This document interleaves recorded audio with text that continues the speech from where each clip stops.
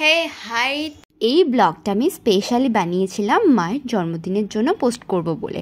কিন্তু সেদিন আমাদের বাড়িতে পুজোও ছিল, মানে বিশ্বকর্মা পুজো যেদিনকে পড়েছিল সেদিনকে পূর্ণিমা অনুযায়ী আমাদের বাড়ির লক্ষ্মী পুজো হয়েছিল। সেই ব্লগটা অলরেডি পোস্ট করেছি, কিন্তু মায়ের বার্থডের ব্লগটুকু রাত থেকে নিয়েছিলাম, যেহেতু সারাদিন পুজো ছিল তাই একদম রাত্রিবেলা সেলিব্রেট করেছিলাম। তাই এটা আমি আলাদা ব্লগে দিচ্ছি এবং দেখতে থাকো যে আমার মা কতটা আনন্দ পেল। কারণ কারোর জন্মদিন সেলিব্রেট করার উদ্দেশ্য একটাই, সেই মানুষটা যাতে একটু আনন্দ পায়।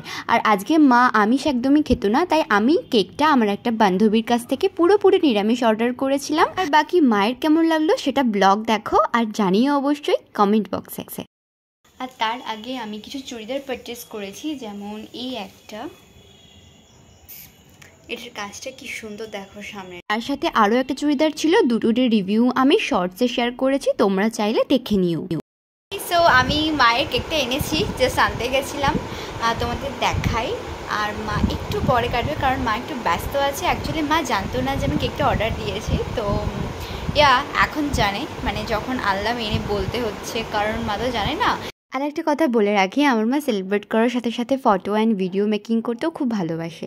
তো মাকে যদি আমি শুধুমাত্র হঠাৎ করে গিয়ে বলি যে কেকটা কাটো সারপ্রাইজ, দেন মা একটু কম আনন্দ পাবে, কারণ কোনো রকমের ফটো তুলতে পারবে না। তাই মাকে বললাম যে রেডি হয়ে নাও, এবং সেই মুহূর্তেই মা জানতে পারলো যে মা একটা কেক কাটতে চলেছে।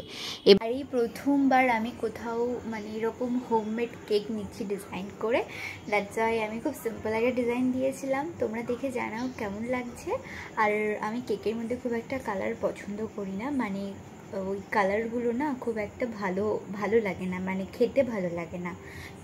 ক্রিমের সাথে যেহেতু অ্যাটাচ থাকে ওই কালারগুলো, তো তেতো তেতো লাগে বেশি কালার হলে, সেই জন্য আমি খুব হালকা কালারের মধ্যে কেকটা রাখতে বলেছি। And that's it. তো তোমরা জানাও কেকটা কেমন লাগছে। ততক্ষণে মা ফ্রেশ হয়ে আসুক, দেন মা কেকটা কাটবে।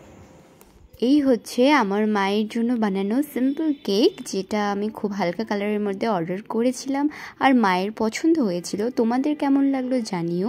চলো এবার আমরা বার্থডেটা সেলিব্রেট করি।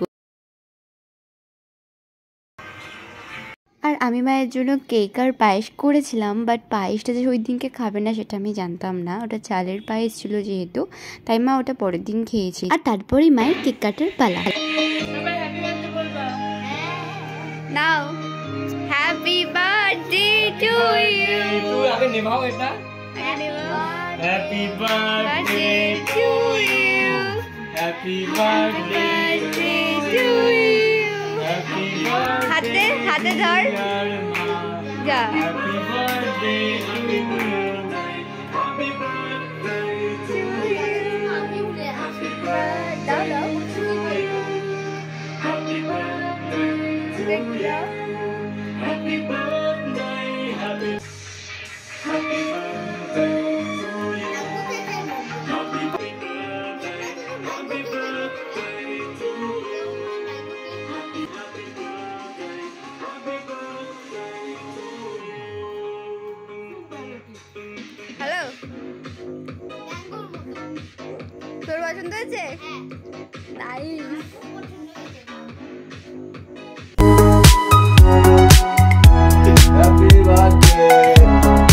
সেদিন পুজোর দিন হিসেবে মা তো ভীষণই ব্যস্ত ছিল, আর সাথে আমরাও। আর মা আবার নিরামিষ খেতে পুরোপুরি, তাই এইটুকুই সেলিব্রেট করার ছিল, আর এতে মাও ভীষণ হ্যাপি হয়েছিল। হ্যাঁ, বার্থডে তো সেলিব্রেট হলো, কিন্তু মেমোরি হিসেবে সবসময় রেখে দিতে পারলে বেশ ভালো হয় না, সেই জন্য ইউটিউবেও আপলোড করলাম। তোমাদের কেমন লাগলো ভিডিওটা জানিও, সবসময় আমার পাশে থেকো। টাটা।